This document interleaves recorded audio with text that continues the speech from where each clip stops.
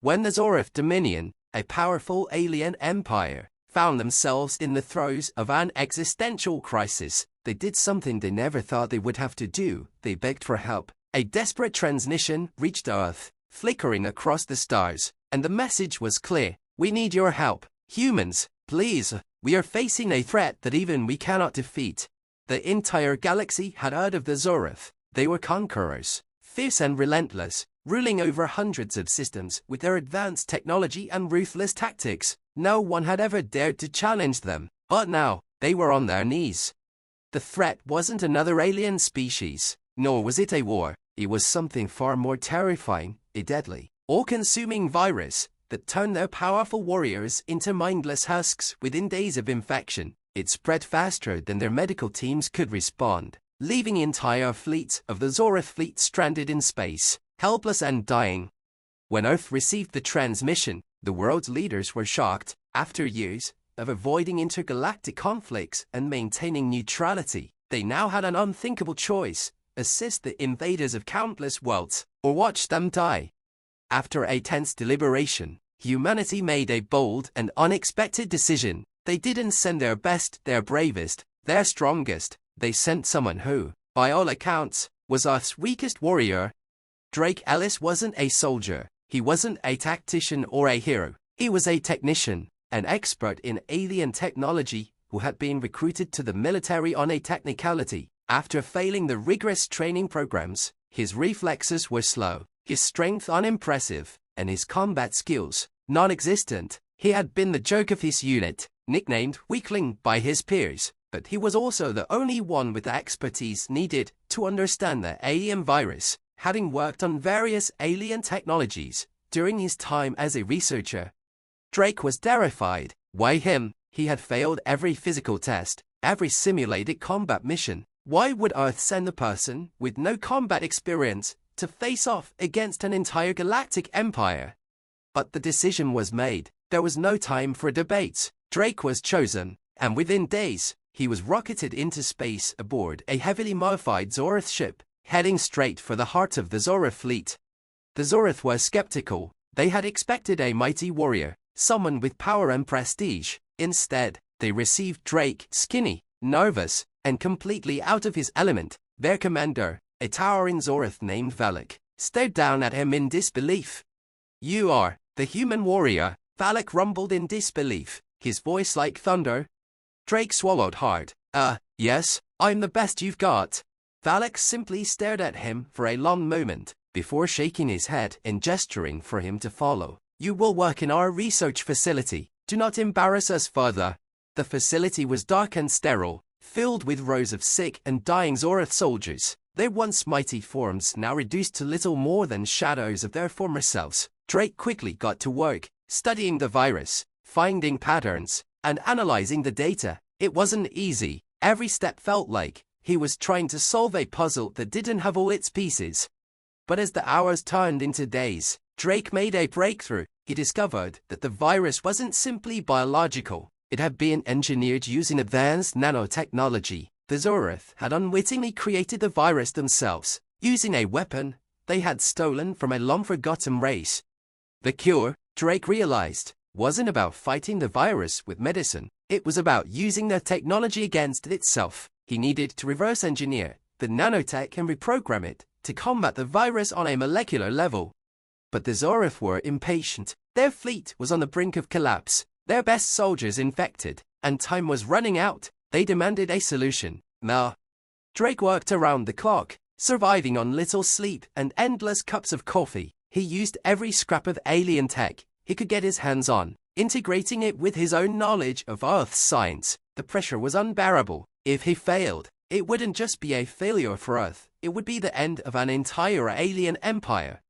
Finally, after days of tireless work, Drake completed a prototype of the nanotech cure. He injected it into one of the infected soldiers. The Zorith watched, breathless, for several tense minutes. Nothing happened. Then, the soldier's eyes flickered open. Slowly, they regained their clarity. The virus was being neutralized, its effects reversing. The cure worked. Drake was a hero, but not the way anyone had expected. The Zorith, once proud and aloof, now viewed him with something close to reverence. Earth's weakest warrior had saved them, not with strength or combat prowess, but with intelligence and persistence. And so, Drake Ellis, the technician who never asked for glory, became known across the galaxy not as the weakest warrior, but as the savior of the Zorath Dominion. It turned out that sometimes, the greatest strength wasn't found in brute force, but in the quiet determination of the unlikeliest hero. The universe learned a valuable lesson that day, even the weakest among us can change the course of history. As Drake Ellis stood in the Zorath war room, surrounded by towering alien figures, he couldn't help but feel like an imposter. The ship's interior, with its high-tech consoles and glowing panels, felt like a million miles away from the lab spaces he was used to on Earth. He'd saved their empire, but now, things were far from simple. Despite the cure's success, the Zorath were still on edge. The virus had done more than just weaken their military, it had fractured their entire hierarchy. Leaders were dead, colonies were isolated, and their very sense of invulnerability had been shattered. Now, more than ever, they feared not just the virus, but the possibility of their enemies turning on them in their time of weakness. Drake was both their hero and their symbol of failure, the reminder of everything that had gone wrong. Every time he stepped into a room, he could feel their judgment, though masked behind layers of alien politeness. Commander Valak, the towering Zorath who had once been skeptical of Drake, now stood at the head of the war room. His stoic gaze bore down on the human, but there was an odd respect in his expression. "Your cure has saved our fleet," Valak began, his voice deep and resonant, "but it is not enough. We have been weakened. We need your help again, human." Drake blinked, his heart racing. "What do you mean?" "We face a new threat," Valak continued. "A rival empire, the Arounceans, have begun their advance. They have heard of our weakness. They know we are ripe for conquest." Drake had heard of the Arounceans in passing, a barbaric species, merciless and war-hungry. They were known for their sheer brutality. Their ships were savage, and their tactics unpredictable. The thought of facing them head-on made Drake's palms sweat. He wasn't a soldier, was just a guy who could work a lab. He couldn't fight a whole fleet. Valak's eyes narrowed. "We need your mind, human, not your strength. You will assist in organizing a counter-offensive that uses our technology in ways the Arounceans will never expect. You know our systems. You understand the virus. Now, you must understand our enemies." Drake's stomach twisted. He had no military experience, no battle tactics. How was he supposed to help against an empire like that? But his mind was already working, thinking of all the ways the Zorath's technology might be used against the new enemies. "What do you need me to do?" Drake asked, swallowing his fear. Valak's voice softened, a rare flicker of respect in his tone. "We need your intelligence. The Arounceans rely on brute strength, and they will strike without reason. Your knowledge of strategy, however limited, might give us the advantage we need. You must outthink them, human." For the next several days, Drake worked tirelessly, alongside the Zorath's remaining commanders and engineers. His days consisted of hours spent analyzing star maps, decrypting encrypted messages from the Arounceans, and formulating plans. He had one advantage the Zorath didn't, the ability to think like an outsider. The Zorath had always relied on their raw power. Their fleet was enormous, their warriors formidable, but that left them vulnerable to tactics that outwitted their predictable moves. Drake had grown up playing strategy games that, although far less complex, helped him think several steps ahead. At night, his mind would spin with ideas, half-formed strategies taking shape as he stared at the blank walls of his quarters. He started to question his own strength, wondering if maybe the universe had a strange way of preparing people for the impossible. The turning point came when Drake uncovered a weakness in the Arounceans' communication network. It was a long shot, but if he could infiltrate their system, even for a short time, he might be able to disrupt their command structure and create chaos among their forces. Working with a team of Zorath engineers, Drake helped design a small, stealthy probe vessel that could slip past the Arounceans' defensive grids and broadcast false orders to their fleet. The Arounceans were known for their aggressive tactics, but their leadership was scattered, each faction seeking its own glory. If the probe worked, the rival empire would be divided, unable to coordinate their attacks. The mission was a dangerous one. The Zorith could provide backup, but their ships were still recovering from the virus, and a direct confrontation with the Aralsians might mean certain death. Drake volunteered to pilot the probe. There was no way around it. He knew the technology, and he knew the risks. It would be a one-way trip unless they succeeded. The night before the mission, Drake sat alone in the darkened bridge of the Zorith warship, reflecting on everything that had led him here, from the desk-bound technician on Earth to the weakest warrior, sent to save an entire species. He'd come a long way. The pressure was suffocating, but there was no turning back. "You're really going to do this?" a voice said, pulling him from his thoughts. It was Valak, his massive form silhouetted against the dim light. Drake turned and gave a half-smile. "You're not the only one who's been to hell and back." Valak studied him for a long moment before nodding. "You have proven your worth. We will stand by you." The next day, Drake launched the probe, slipping past the Aralsians' defenses with surprising ease. The ship's systems, designed by the Zorith but enhanced with Earth tech, were nearly invisible to the enemy scanners. As he approached the Aralsian command ship, Drake's heart pounded. He had one chance, one shot, to deliver the blow. He initiated the disruption protocol and fired the false orders directly into their fleet. For a brief moment, nothing happened. Then, chaos erupted. Ships turned on each other. Communications broke down. The once unified Aralsian fleet was now a battleground of confusion and conflict. It was a small victory, but it bought the Zorith valuable time. Drake returned to the Zorith ship, exhausted but triumphant. Valak and the others greeted him with unspoken gratitude. The Zorith weren't just surviving, they were starting to push back, thanks to a human technician who had been dismissed this week. Drake had once been Earth's weakest warrior, but now, he was a symbol of what it meant to fight with the mind, not just the body. He had proven that intelligence, ingenuity, and perseverance could overcome even the mightiest of foes. The aftermath of Drake's success against the Aralsians was a strange mix of celebration and cautious optimism. The Zorith fleet had been thrown into disarray, but it wasn't enough to declare victory. Their enemies, though shaken, were not yet defeated. The war was far from over. For the next several weeks, Drake worked alongside the Zorith in preparation for the inevitable counterattack. Though the Zorith now held the advantage in terms of strategy, their military was still in recovery, and the Aralsians were relentless. Yet, something had changed. The Zorith had begun to see him differently. He was no longer the weak human they had initially mocked. Drake had earned their respect, not through power or violence, but through intellect and ingenuity.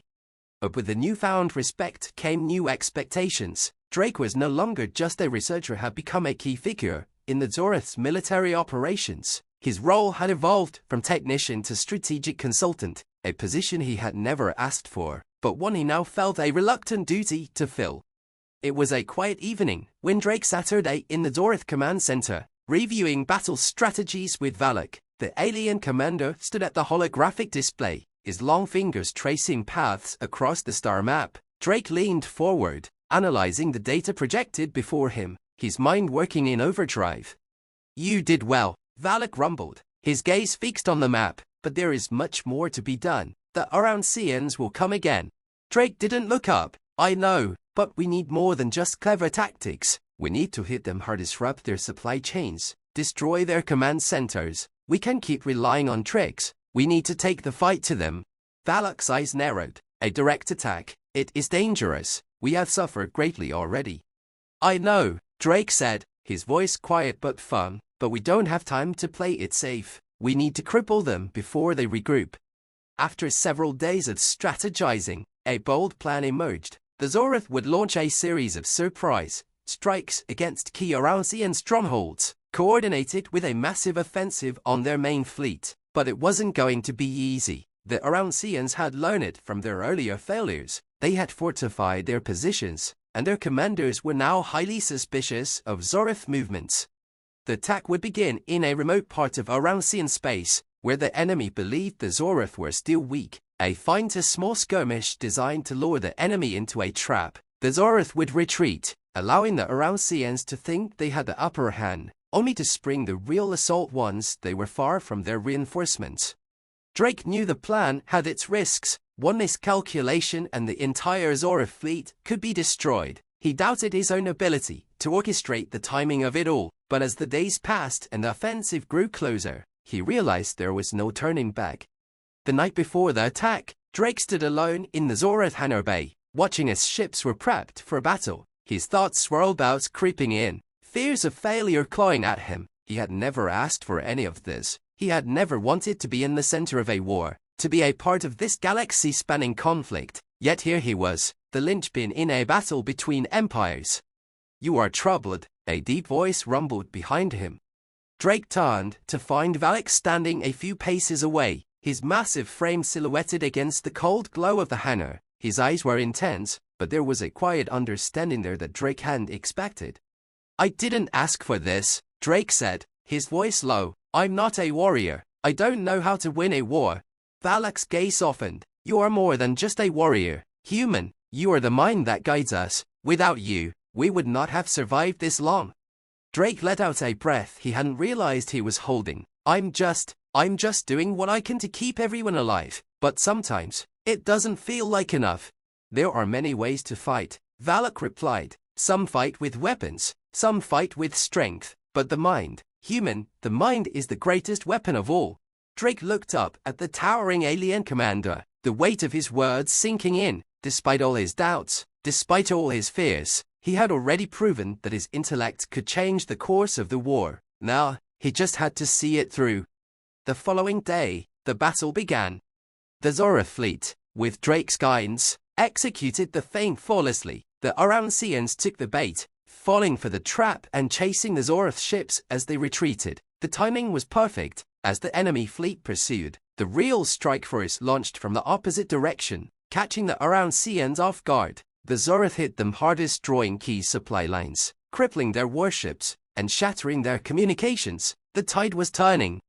But just as Drake thought the battle might be won, a new threat emerged. A massive Arouncean dreadnought appeared at the edges of the battlefield, its weapons fully charged and its engines fueled. By the desperation of a fleet on the brink of collapse, it was a warship unlike anything the Zoroth had ever seen, a true behemoth, bristling with firepower. The Zoroth fleet was outmatched. The dreadnought's shields were impervious to their weapons, and its firepower could wipe out their ships in seconds. Drake's mind raced. He knew the Zoroth couldn't engage the ship directly without taking catastrophic losses. He had to come up with a solution, and fast. In a moment of inspiration, Drake realized that the dreadnought's size was both a strength and a weakness. Its sheer mass made it slow and cumbersome, vulnerable to precise attacks on its weak points, but only if they could disable its shields long enough to make those attacks. He quickly relayed his idea to Valak, who had already realized the same thing. The plan was risky. They would send a small strike force, led by Drake, to infiltrate the dreadnought's hull and disable its shields from within. It was a suicide mission, but it was the only chance they had. With no time to waste, Drake boarded a Zoroth stealth ship and joined a small team of elite soldiers. As they approached the dreadnought, Drake felt a cold knot in his stomach. This would be the most dangerous mission he had ever undertaken, and it would take everything he had to survive.